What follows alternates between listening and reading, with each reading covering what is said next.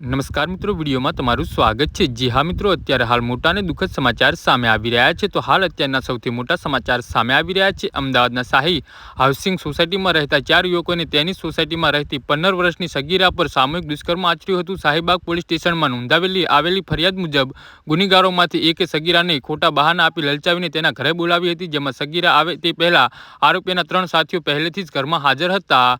આ પછી તમામ આરોપીએ સામૂહિક દુષ્કર્મ કરીને સગીરાને કોઈને વાત ન કહેવાની ધમકી આપી હતી। ચારેય આરોપી સગીર એક શાળાની વિદ્યાર્થીને ઓળખતા હતા। સમગ્ર ઘટનાને લઈ સગીરાએ પરિવાર સાથે વાતચીત કરી હતી।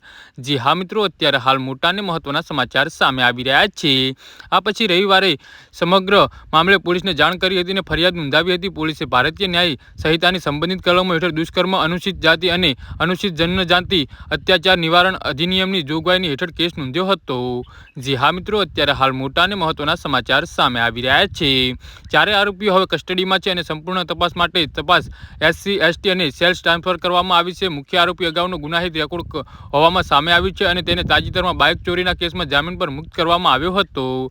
જી હા મિત્રો, તો આના વિશે તમારું શું કહેવું છે તો નીચે મારી કમેન્ટ બોક્સમાં જરૂરથી જણાવજો અને અમારી YouTube ચેનલને સબસ્ક્રાઇબ કરવાની ભૂલતા નહીં। વિડીયો પૂરો જોવા બદલ તમારો આભાર।